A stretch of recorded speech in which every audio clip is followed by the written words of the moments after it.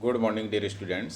Cytology के अंदर हमने प्रोकैरियोटिक कोशिका की स्ट्रक्चर को पूरी तरीके से समझ लिया है। अब हमारा नेक्स्ट पॉइंट है यूकैरियोटिक कोशिका की संरचना। तो यूकैरियोटिक कोशिका की संरचना को हम कई सारे पॉइंटों में डिटेल में कई वीडियो में समझेंगे, लेकिन इस वीडियो में हम उसकी एक सामान्य संरचना, एक जनरल स्ट्रक्चर को देख रहे हैं। एक जनरल स्ट्रक्चर यूकैरियोटिक कोशिका कैसी होती है इसको देख रहे हैं। तो इसमें सबसे फर्स्ट बात यह है कि यूकैरियोटिक जो कोशिका होती है उसमें इतना मतलब वेरिएशन होता है, इतना विभिन्नताएं होती है कि उसकी कोई एक टाइपिकल स्ट्रक्चर नहीं बताई जा सकती, क्योंकि कई कोशिकाएं आकृति में, परिमाप में, उसके संगठन में, उसकी कार्यकी में काफ़ी भिन्नताएं रखती है। फिर भी जनरली यूकैरियोटिक कोशिका के अंतर्गत कुछ आधारभूत समानताएं होती हैं, कुछ मौलिक तथ्य ऐसे होते हैं जिनके आधार पर ये समानता प्रकट करती है। तो इसी आधार पर हम इसकी एक जनरल, एक टाइपिकल स्ट्रक्चर देख रहे हैं।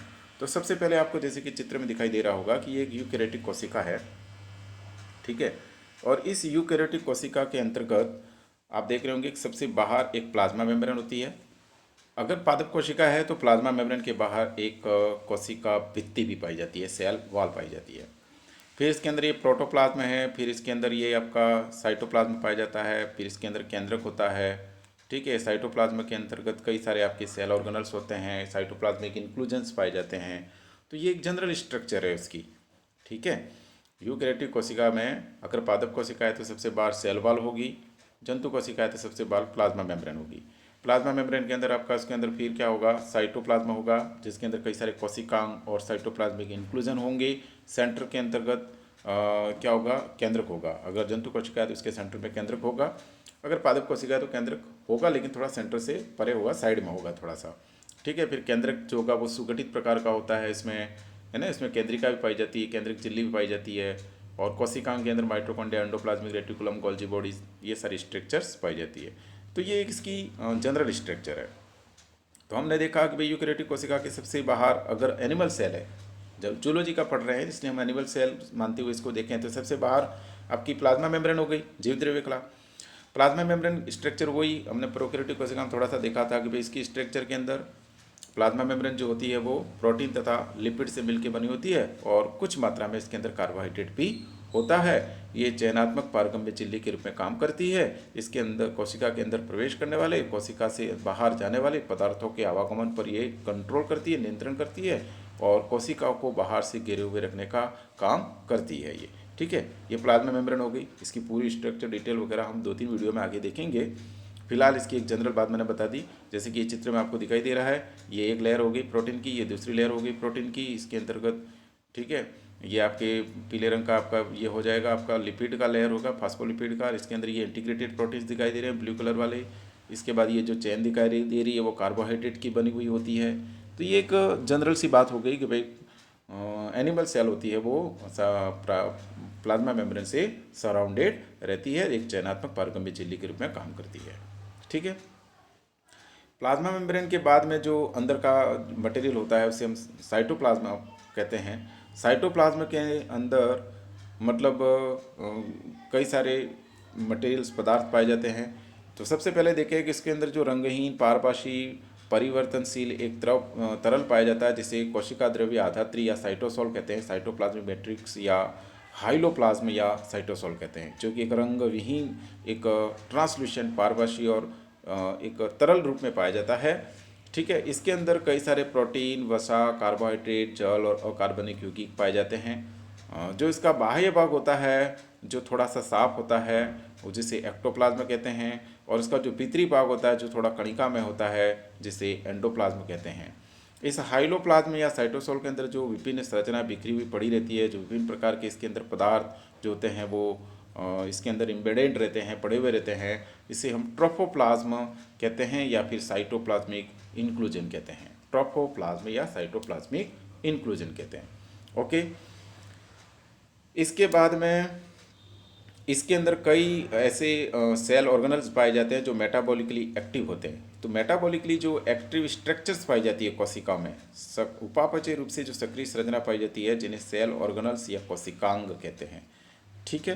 तो ये हो गई आपकी साइटोप्लाज्म की बात कि भाई साइटोप्लाज्म जो होता है उसमें एक तो आपने हाइलोप्लाज्म देखा, ठीक है। हाइलोप्लाज्म क्या होता है या साइटोसोल क्या होता है, एंडोप्लाज्म क्या है, एक्टोप्लाज्म क्या है, ट्रोफोप्लाज्म क्या है, साइटोप्लाज्मिक इंक्लूजन क्या है, कोशिकांग क्या होते हैं, ये सारी बातें आपने इसमें देखी। ठीक है। एक यूकेरियोटिक कोशिका में हम देखें तो मुख्य रूप से निम्नलिखित सेल ऑर्गेनल्स पाए जाते हैं। सबसे फर्स्ट माइटोकॉन्ड्रिया, दोहरी झिल्ली से परिबद्ध कोशिकांग होता है। और अगर पादप कोशिका है तो उसमें दोहरी झिल्ली से परिबद्ध कोशिकांग माइटोकॉन्ड्रिया और एक प्लास्टिड, ऐसा लवक दो स्ट्रक्चर होती है। ठीक है।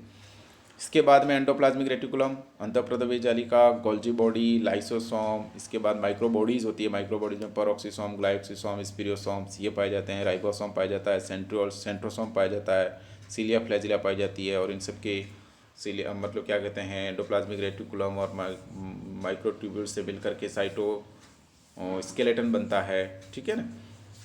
तो ये सारी स्ट्रक्चर कोशिकांग के रूप में कोशिका के अंतर्गत पाई जाती है।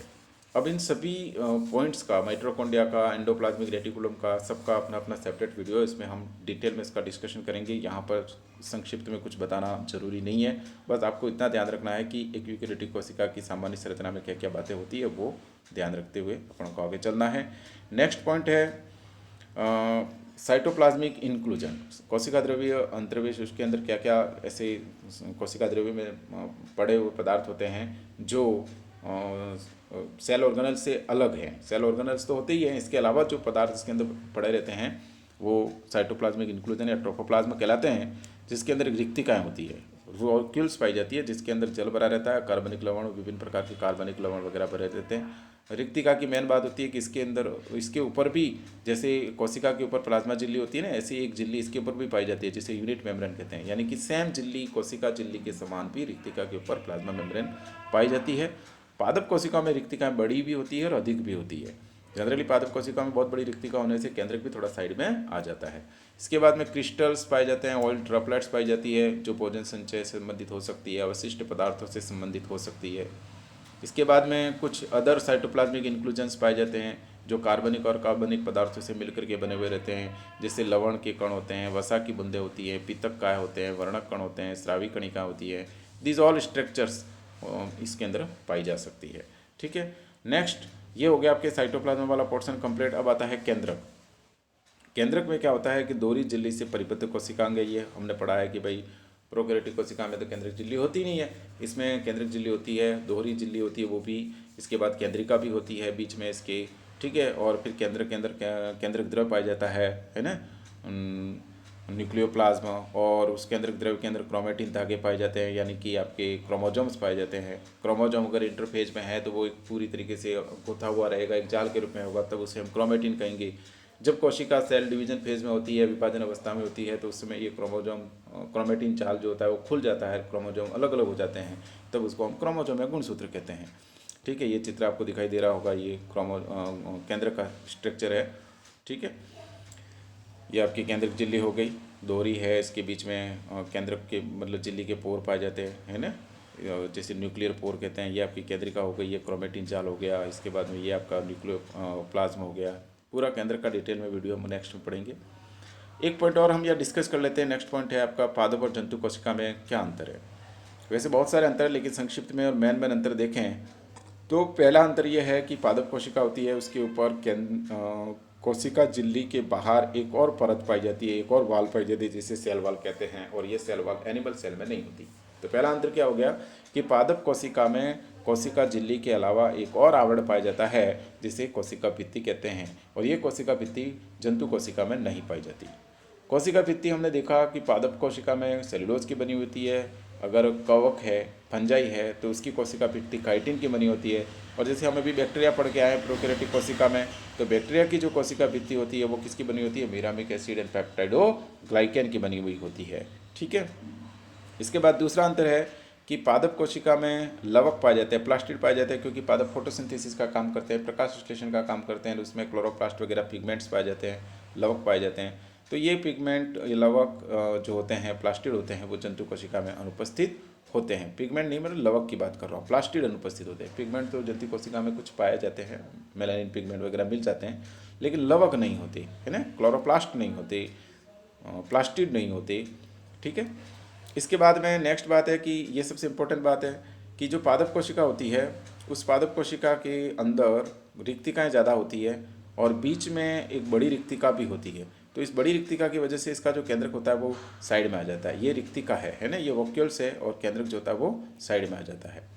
तो इस तरीके से कोई पादप कोशिका में रिक्तिकाएँ ज़्यादा होती है, रिक्तिका बड़ी भी होती है और बड़ी रिक्तिका सेंटर में आ जाने से केंद्रक जो होता है वो साइड में आ जाता है, जबकि जंतु कोशिका में केंद्रक जो होता है वो सेंटर में स्थित होता है। जंतु कोशिका में केंद्रक कहाँ स्थित होता है? सेंटर में। ओके, इसके बाद में पादप कोशिकाओं में स्पेशली उच्च श्रेणी की जो पादप कोशिकाएं होती है उसमें तारककाएँ नहीं पाई जाती, जबकि जंतु कोशिका में तारककाएँ पाई जाती है। इसके अलावा भी कई सारे और भी अंतर है, जैसे माइक्रोबॉडीज से रिलेटेड अंतर है। कुछ माइक्रोबॉडीज प्लांट सेल्स में पाई जाती है, एनिमल सेल्स में नहीं पाई जाती। तो एनीवे इस तरीके से हमने यूकेरियोटिक कोशिका की जो एक जनरल स्ट्रक्चर्स है उसको यहाँ पर देखा। अब हम एक एक करके यूकेरियोटिक कोशिका की जो स्ट्रक्चर है उनको देखेंगे। अभी तो हमने एक जनरल स्ट्रक्चर देख लिया, अब हम देखेंगे कि प्लाज्मा मेम्ब्रेन कैसी होती है, इसके कौन कौन से मॉडल है, इसकी स्ट्रक्चर क्या है, केमिकल कंपोजिशन क्या है। फिर प्लाज्मा मेम्ब्रेन के बाद विभिन्न प्रकार के जो सेल ऑर्गेनल्स हैं, mitochondria, endoplasmic reticulum, Golgi body, इन सब का एक एक करके डिटेल करेंगे। That's all, thank you.